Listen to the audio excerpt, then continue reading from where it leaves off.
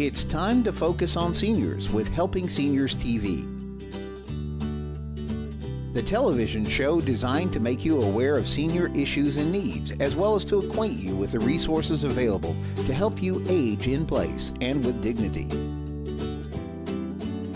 Now, here's your host, Joe Steckler. I'm Joe Steckler, and welcome to Helping Seniors, the television arm of Helping Seniors of Brevard County.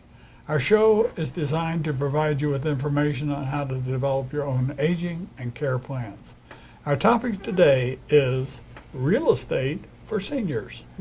Joining me is Senior Real Estate Specialist Sara Forst Griffin and Broker Associate Cathy Nichols, and both are with Remax Aerospace Realty. And this is Cathy, and this is Sara. Hello. So, we're going to talk about some aspects of senior real estate that the average seller and purchaser, buyer, probably don't even think about. So the first question I said I wanted to ask was, why is it important that seniors know more about purchasing and protecting home purchases? Let's start with you, Cathy. Well, I think it's real important while they're in the process of deciding if they want to purchase or sell, that they consult their financial advisor, their tax attorney, anybody that would be helping them with the purchase or the sale, such as a family member, because it can change how it might affect their tax returns, maybe their medical benefits if they're considering going into an assisted living home. That comes into play when they get their net from the sale. What is the point you're trying to make about? Well, the point is if they were to get the net proceeds from the sale of the property, it could throw them into a different tax bracket. Or if they're getting benefits for medical benefits of any kind, it could change where they fall in that bracket as well. It could kick them out of a bracket. I didn't think about that because under the Medicaid rules, you're still allowed to own your home. But if you sell at home, then those proceeds now will take you beyond the $2,000 you're allowed to have.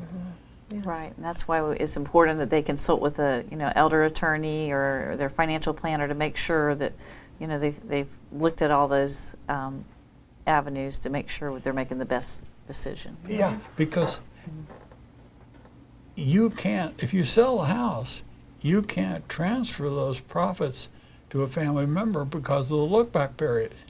You just can't give that money to somebody. That's a good point to make. Yes. And are there other things about protecting an investment on buying or selling a home that would fall in any close to that category, either one of you? Well, I think there are a lot of things that when you buy a home, and I think we're seeing a lot in our marketplace now with the market picking up is sometimes there's like a lot of for sale by owner properties, is to make sure that you're getting title insurance, you're getting someone that does a title search and make sure that property's clear of any kind of liens, that there's, that you've had a home inspection, that you've had someone that was your advocate and looked out for your benefit on that purchase. So that's part of what we do. I mean, we You sort of function like a lawyer, like a home estate attorney would? Well, we're senior real estate specialists, so in addition to being a real estate agent, we have extra education. It's a designation to help seniors in particular, but just a buyer in general, those are things that sometimes that they just, if they went and bought a house by themselves from a sign in the yard, they may not have that full protection. Are you telling me that there are people that dumb today that would buy or sell a house without an attorney or somebody with the qualifications that you two have? Yes. And we've had calls after they've already gotten into the situation where we've had to help them dig out from the situation they've gotten into and help them get back on track, because it can be a lot of things that take place behind the scene that people don't realize. I can just imagine some of the problems. I'm thinking, on the radio show, I told you about my own situation. Many years ago, my wife and I bought a home in Falls Church, Virginia, when I was stationed at the Pentagon, and a realtor said, one thing you want to buy is, I think she called it lien insurance. Title insurance. Title insurance, title insurance. And we purchased that. And years later, when we went to sell a house, sure enough, something turned up in the title search that would have caused us a tremendous problem had we not had that title insurance protection. So I guess that we want to believe the best of any situation, but if we're not an expert in that field, we're kind of dumb if we don't use the experts that are available. Yeah. It's kind of like a person that gets old and thinks they can do a self-help will. Right. Or, that's- and I'm that's- sure and you that's- probably yes, come across yes, that. That comes up in title searches too, where they didn't, they went online to LegalZoom or whatever, and they tried to do a quick claim or a will themselves, and then found out that, that didn't work right for the state of which they live in to be able to transfer title of property. So yes, that's. And so then that Yes. can hold the closing up, and if you have a closing that's a domino effect where it has to close on this date for them to do something on this date, and then we realize we've got some title issues that go back from, like she said, not filing something properly because you did it on your own, it could take months to clear up. What are some of the things that you could tell our viewers that the two of you turn up or have turned up in your work and working with seniors and buying and selling real estate that they could look out for? Can you think, like a testimonial? What is a good testimonial about what you should or should not do? Well, I feel like a lot of our seniors are almost like first-time home buyers again. It's been 30, 40 years since they've bought or sold a house, and it's not the same. We don't do things on handshakes anymore, unfortunately. I know, and we meet so many that just go on a word and a trust, and the world's not like that anymore. So that's why we're here to watch out for our seniors and make sure that we take What care kind of of training have the two of you received that makes you different from an average agent or broker? What makes your backgrounds, why are you different? Well, the senior real estate specialist designation is National Association of Realtors designation. So we've taken special education through them to be able to be recognized and have that designation. And not only do we do that, we've also partnered with senior friendly professionals. I mean, we have everything from handymen, financial planners, plumbers, movers, stagers, estate sale people. We have a whole network of people specifically that are focused on helping the needs of the family. That's something that you brought out when we did the radio show. You just mentioned a whole string of service providers. As a senior broker working with senior real estate, part of your job is to ensure that the property is being presented in the best manner possible, so you have these resources available to help put that property in best appearing condition. That's what I'm assuming. That's exactly right. Does that make it? Is that Yes. what it is? Yeah. Well, lots of times the seniors will come meet with us, and we'll go over and preview the home for them and let them know, yes, you need to take care of this item. No, don't do that. You don't need to be wasting your money on that item. You might need to paint a spot on the ceiling or something that we see, and we try to help them get their home in the best condition without them spending money that they shouldn't spend. A lot of people, and it's something that's just sort of coming up because we've been involved with a sale, a real estate on death. Homes, if they're nicely furnished, would probably present themselves better to a potential buyer with the furniture still in instead of it being empty. And that's part of the assessment we make when we first meet with either the family or a senior is, sometimes you're right. It will present better. Maybe we take out some items and we leave certain items. And then other times it might be better to remove everything. Maybe we need to put some fresh carpet down, Yes. put some paint down. And that's what we do. We kind of know the things from working with buyers, what the buyers are looking for, what's going to get them the best price for the property without spending, money they don't need to spend. Yeah, and another thing is that we talked about was the change in the market, sort of swinging back to a seller's market now. And what are some of the perils of Pauline as you go back to a seller's market for seniors? But what other things should we be looking at? Having a plan. Yes. Yeah, we listed a house the other day, and we got it under contract in one day. And luckily she had a plan. So when we met with her the first time, we said, this is our market.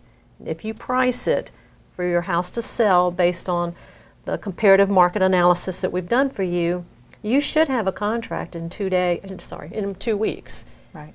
And she had one in one day. 4 offers, 10 showings in 24 hours. Yeah. So make sure you sure you're ready and you have a plan. When you say plan, a plan to move out, To move out of the out, house? be prepared to move forward in your life. Yes. Yes. I never heard anybody mention that before. Right. Yeah. Most people are just so interested in selling a house, they don't think about, especially if you're older. Right. Yes. Because it's not as easy. I mean, you need help, or or if you have a family member that's here taking care of a property, then they're from out of area. So we always say, you need to have a plan. Sometimes it's easier for the senior to go ahead and move ahead of time, because showing a house is stressful. Going through the inspection period once a house is under contract, it's very stressful. That's your home. You've lived there. That it's sometimes hard to let go of that. So it's every circumstance is different. Sometimes Another point that I thought was very interesting that you all discussed with me before was the use of the reverse mortgage. It's a term that's bandied about quite loosely, but I dare say few people really, really understand the ramifications of a reverse mortgage. Some people it's good for, other people it's not so good for. That's correct. But there are some other things that you can do with a reverse mortgage that I dare say very people even think about. Can you start us off on that? Because I know both of you have a lot to say about reverse mortgages, and I think it's important for viewers to know this. Yeah, a reverse mortgage can be a really nice way for a senior to keep their money in their bank and live in a home without making a mortgage payment. But it's not for, I think the myth was reverse mortgages were for someone that didn't have money. The senior does have to invest some of their own money in the property, and it's all based on their age.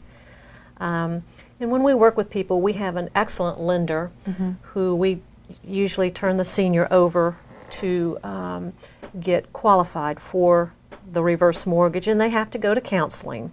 It's a government. It's a government-backed loan, so it's it's through HUD. So it's they have to go through counseling, and there's no recourse. So if something happens and the last person has to leave the home, you basically can either sell it, and if there's equity in it, that's your equity. If there's no equity in the home at that point, you basically turn over the keys to the home. What really happens? And well, you both indicated to me that people can actually buy a home by using a reverse mortgage. Do you think that's a good idea or not? Or could it be a good idea for certain seniors? What can you tell our viewers that seniors should think a little bit more about buying or selling later in life? What are some of the good points and bad points? When you were asking about the reverse mortgage, if a senior calls and asks my opinion on that, I refer them to our expert, and she will walk them through the steps of deciding if it is the best thing for them to do. And we have sent people to Barbara who she has said it's not the best thing for her to do after reviewing what the price of the house, the market analysis shows, their financial background. So we turn them over to the expert to walk them through the steps, and if it looks like it's a good match, then we help them find a house. And But the good thing is, I mean, some people may not have the credit score, or they may have debt. Debt to income ratio is a big term in getting a mortgage and financing. So with the home equity conversion mortgage, you do not have to have a credit score. You do not have to have, X amount of money coming in monthly. Pretty much it's based on the age. The younger you are, the more you have to have down. So at 62, you have to be at least 62. It's a 50%. So say you wanted to buy a $200,000 house, you'd have to put $100,000 down, never make a payment, live in that house until you die or have to leave it. You do have to keep the taxes and the insurance current on the home. So that's the only two things you have.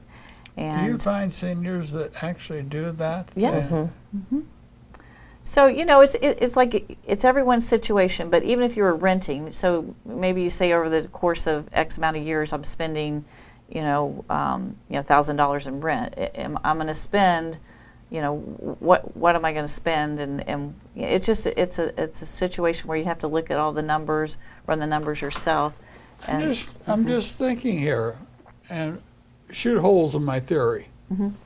Let's say we have a number of people that go to these retirement communities and pay $100,000, $150,000 to buy into it, and then they pay $5,000 or $6,000 a month to live there. So you're looking at $60,000 a year to live there, plus you put $100,000, $150,000, and in some cases $200,000 down.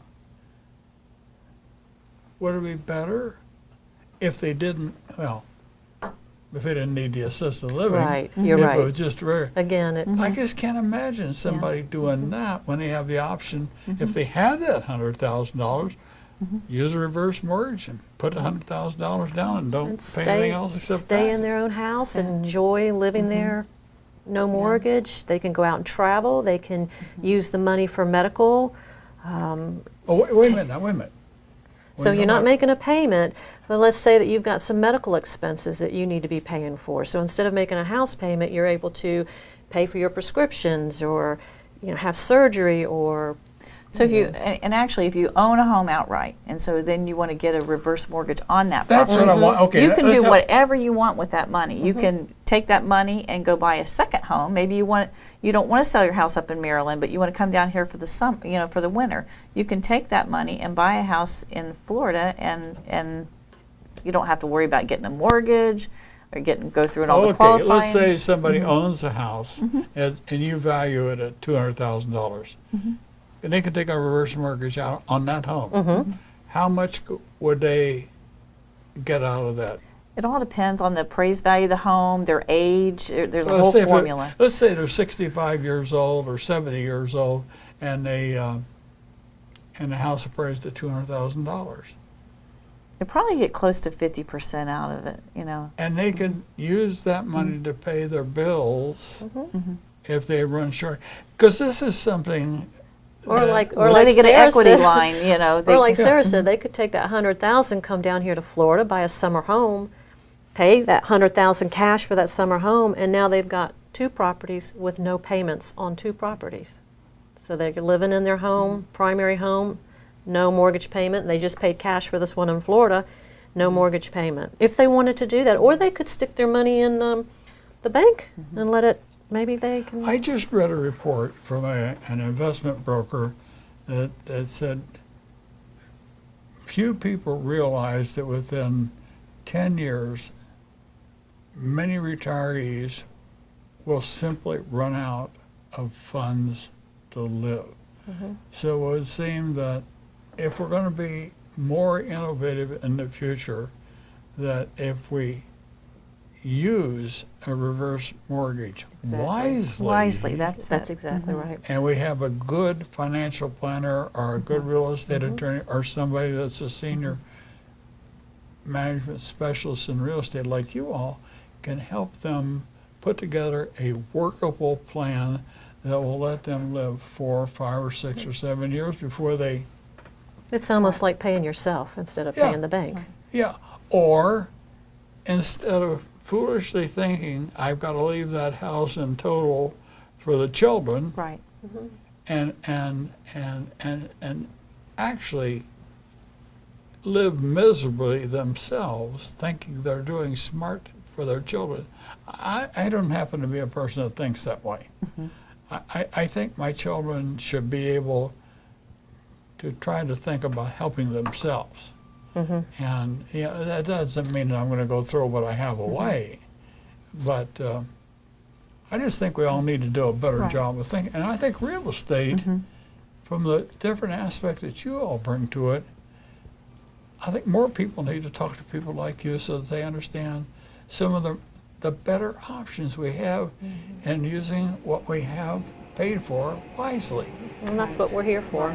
Yeah. My goodness, it's just something I think about. What are some of the things that we talked about on the radio? My brain sometimes I think about some of these things.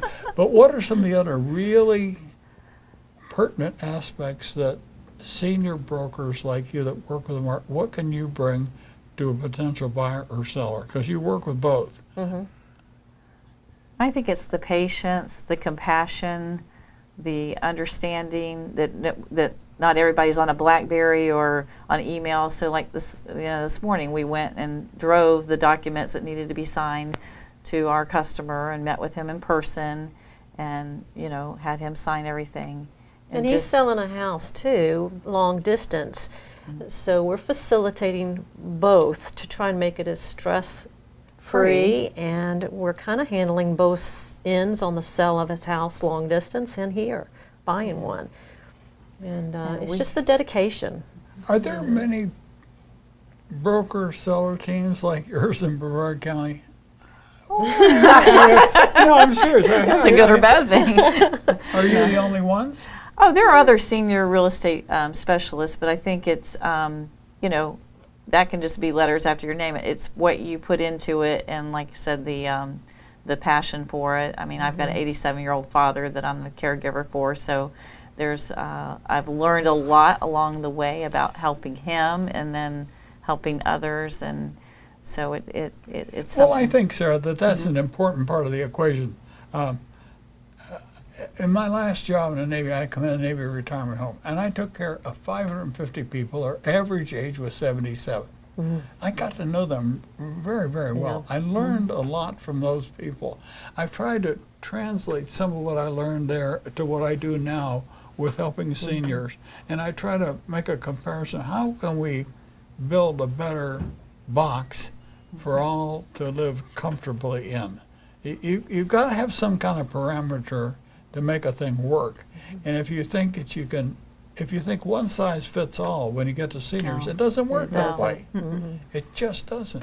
So I'm delighted that when I talk to people like you that have an appreciation for what the seniors go through and trying to buy and sell. It's so important, and that's an important part of the equation that we didn't touch on before. Right. Is the understanding that you can bring to what seniors need to do. How accessible is buying and selling real estate to seniors now? I may not be phrasing that question correctly, but do seniors today feel as comfortable as they ought to feel about buying, or it's mostly selling and it's not buying? I think it is the selling. But some are buying, and some will say to me, "You mean they'll give me a 30-year mortgage? I'm 70 years old." Yes, there's no discriminating. You can get a 30-year mortgage.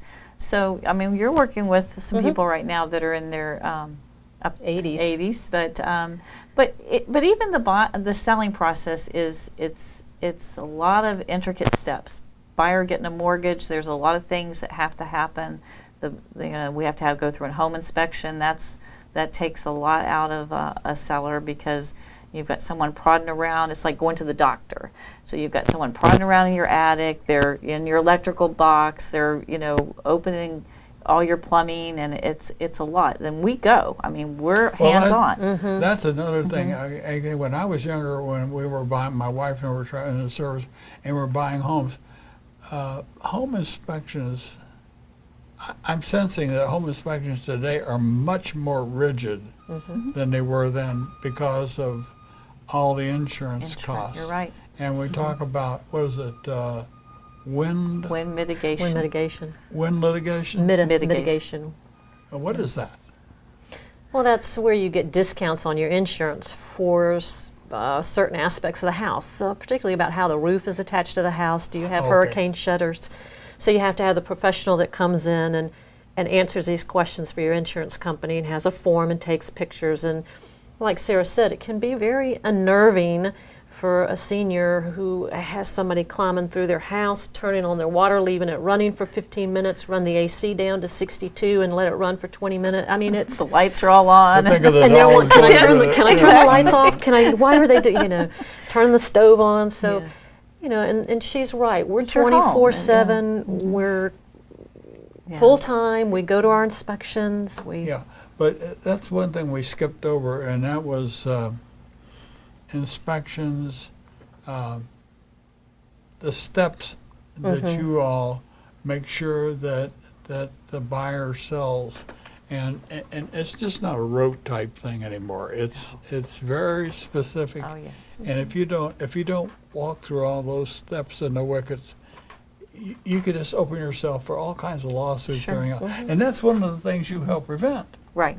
We really keep to the timelines in the contract to make sure that that each party has done what they're supposed to do by a certain time. You don't want the seller to get to, where at the point where they're packing up their house, and then we find out that the buyer quit his job or, had something. He went out and bought a car, and now he can't get the loan. So there's a lot of things that go on behind the scenes that we're constantly monitoring and making sure they're taking progress to make sure we do have a successful closing. Cathy and Sara, what are some of the most often asked questions that you get from people that want to buy or sell? What are some of the most, so that's a typical question somebody asks you. I think from the seller side is what's going to be their net. What are they going to net at the closing table? And Sara and I always go prepared when we meet with them. We take a closing statement, a net sheet, and we actually show them what they have to pay. There's 3 big items that they have to pay. Okay, Sara? Well, I think also is when do I have to be out of my home? Because That's a in good some question. states and in some, maybe in the past they had like 2 weeks after closing to be out of the home. Now, typically in Florida or just in our area in general, the buyer wants in the house the day of closing, and there are reasons why you don't want to be in the home after you no longer own it. I mean, there's goods and bads about that, but that's always a tricky one. Is like, okay, now that's why we say that plan is so important, because now what do? I don't want to be out on the curb. I don't want the U-Haul sitting here for a week. But that seems to be a common. Or do I have to fix anything? I'm not going to fix anything. I want to sell it as is. Those are good questions. Yes. If you have questions or comments, please call us at 321-473-7770. For more information on senior care and resources, visit our website at helpingseniorsofbrevard.org. Be sure to listen to Helping Seniors on radio station AM 1300 every Thursday afternoon at 1 p.m. and look for our Helping Seniors newsletter in our center section of Senior Scene magazine each month. I'm Joe Steckler, and thank you for joining us today for Helping Seniors.